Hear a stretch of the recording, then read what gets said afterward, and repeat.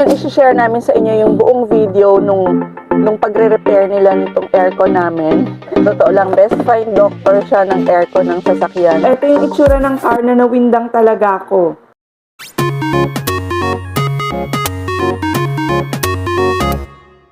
Hi there mga ka-best finds! So galing kami ngayon dun sa pinagpagawaan namin ng aircon nitong sasakyan. And I want to share you all kung anong ginawa nila, nakakaiyak.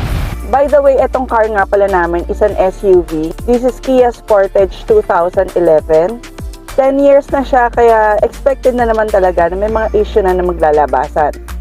In fairness naman dito kay Kia, yun pa lang yung issue, yung major issue na na-encounter namin considering nga yung age niya and ginagamit pa namin to sa business. By the way nga pala, kung hindi pa kayo nakasubscribe sa aming channel, please don't forget to subscribe dahil marami pa kaming best finds products and services na i-share sa inyo. So if you are experiencing the same sa mga cars nyo, sa mga kotse nyo, sa SUV nyo, na yung aircon ay hindi talaga lumalamig, tapos it's just blowing warm air na umaabot siya ng 100 degrees, matutulungan ka talaga ng video na to. Na-experience talaga namin tong problema namin sa aircon siguro a year ago na. Sobrang uncomfortable pag hindi nag-work yung aircon ng sasakyan nyo, lalo na pagkasama nyo yung mga bata, yung mga anak nyo. Alam mo yung tagaktak na talaga yung pawis nila, hindi mo naman mabuksan yung bintana kasi maalikabok o kaya maingay. Yung mahina na yung aircon niya, hindi na umaabot sa dulo yung lamig. So ang ginagawa lang namin usually is recharge ng Prion. Dagdag pero kahit maganda pa yung pressure at hindi naman talaga yun ang dapat gawin, yun ang gagawin. Oo, correct. Sinasabi nila wala namang leak.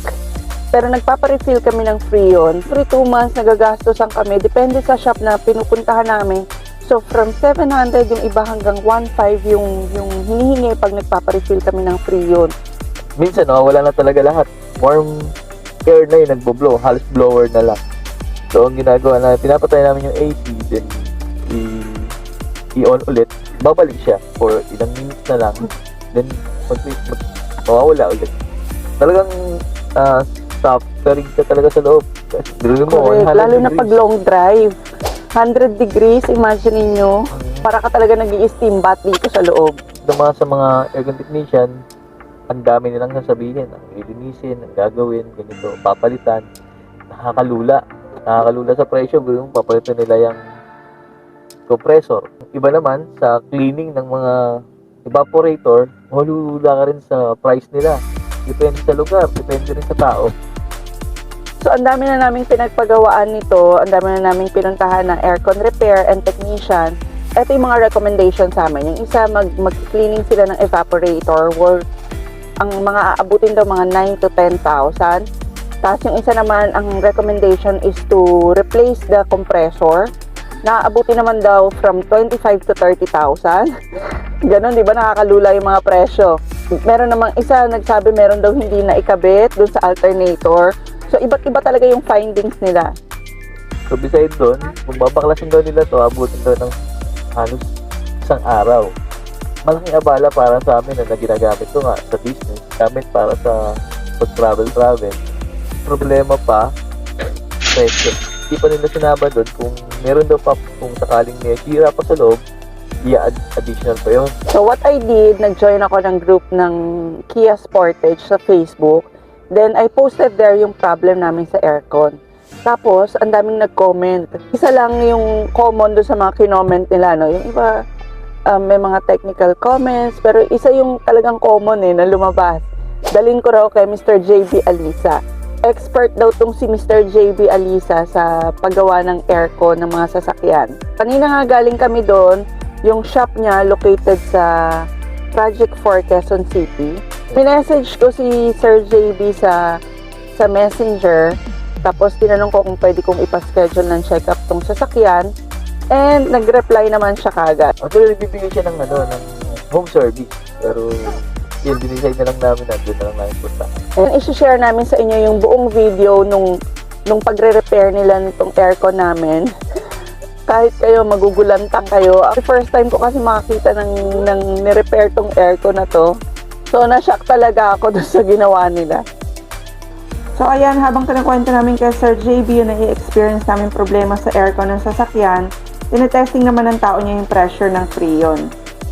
Ayan, sinimulan na ni Boss JB na nabaklasin yung car. Ayan yung dashboard. Ang dami talagang babaklasin. Alam mo yun, you couldn't imagine kung paano nila uli ibabalik tong mga ito. Pero siya parang kabisado niya na tong paggawa ng ganito.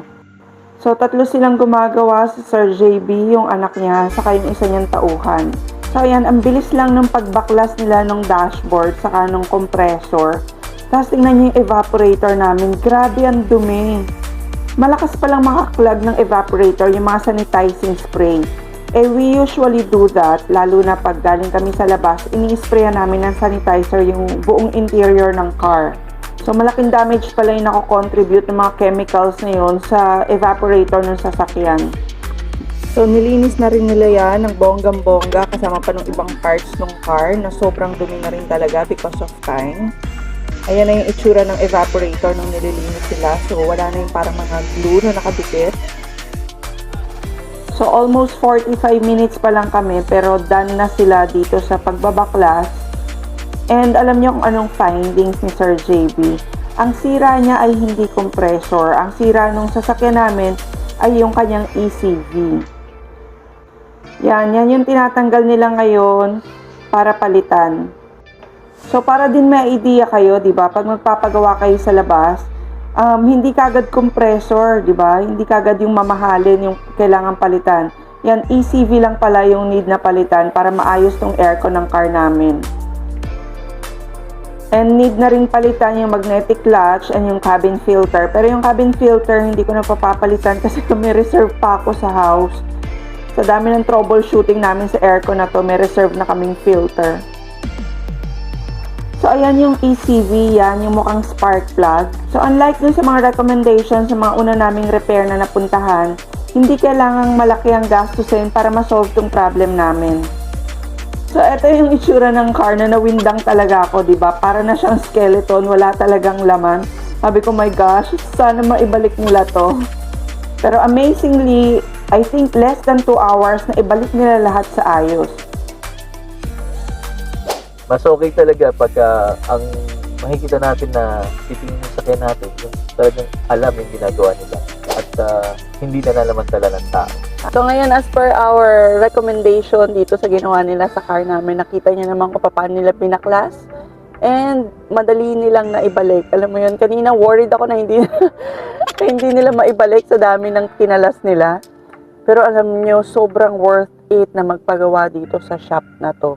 It's really a best find shop pag car aircon ang problema nyo. So, si Sir JB, hindi ko siya personal nakakilala. Hindi namin siya personal nakakilala. Pero sobrang recommended siya sa Facebook. Una, very professional. Nung sinabi niya sa amin na 1 p.m., nandun siya ng 1 p.m. Hindi yung ibang technician namin na nakilala, pinaghihintay pa kami, kakain pa yung mga tipong ganon. Sila Sir JB, yung pagdating, hindi pa talaga kumakain. Ang ginawa nila, nag-grab lang sila ng 2 banana Q. Yun na, kinain nila. Talaga nakaka-believe yung tao na. And second, yung price nila, sa totoo lang, halos kalahati ng mga quotation na narinig namin doon sa ibang shops na pinagpagawaan namin before. Sir JB, pag nagbigay ng price, yun na yun. All in na yun. Kasama na yung mga pinalitan nilang mga parts. Saka yung mga talagang lilinisin. Parang brand new yung feeling mo doon sa car. After nung repair, pumunta kami ron sa in-laws namin, pumunta kami ng Bulacan. Hindi siya nag-trip. Alam mo yun, hindi katulad dati na pag pinagawa namin after 20 minutes, after an hour, nagtitrip na siya. Number 1 lang, ang degrees niya, look. Wow, 40. So ayan, yung 40 degrees na yan, na-testing na namin kanina ng long drive. Kasi sabi ko, kailangan ibalik agad natin to pag nagloko. So this is after 6 hours of long drive testing. Ayan o, nakapatay siya kasi giniginaw yung anak ko sa loob. Pinapa-close niya tong vent pag sobrang lamig na. So si Sir JB Alyssa, as I've told you mga ka-best find, no, hindi namin siya personal nakakilala. Pero sa totoo lang, best find doctor siya ng aircon ng sasakyan, especially ng mga Kia models. Hindi niya na kailangan tignan ng panda rin yung sasakyan. Tatanungin ka niya kasi ikaw yung nakaka-experience ng sasakyan. Ano ba nangyayari? So, kisa, anong aircon mo?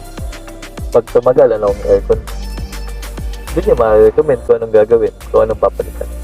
Tapos ang bilis lang. Alam mo yung tinapos nila, yung sinasabi ng iba na maghapon kami mag-i-stay doon or kaya babalikan na lang namin kinabukasan. Sila tinapos nila ng 1.5 hours lang. So we hope na nakatulong sa inyo ang video na to. So sa mga ka-best find natin, if you're experiencing also the same problem like ours dito sa car aircon nyo, kahit SUV, kahit anong SUV, especially if it's Kia, talagay ko yung contact number ni Sir JB sa description box. Kasi humingi naman ako ng permission sa kanya kung pwede ko siyang i-vlog. Sobrang napabilib kami nitong taong to. So, pwede niyong banggitin kay Sir JB na nakita niyo yung vlog namin. Malay niyo, mabigyan pa kayo ng additional discount. Mga ka-best finds, once again, kung meron kang natutunan sa ating product review ngayon, huwag kalimutang i-like ang video na to. Pindutin mo na rin ang subscribe button at notification bell para next time na mag-upload ako ng bagong video ay ma-update ka. And I'll see you again next week, ka-best finds. God bless!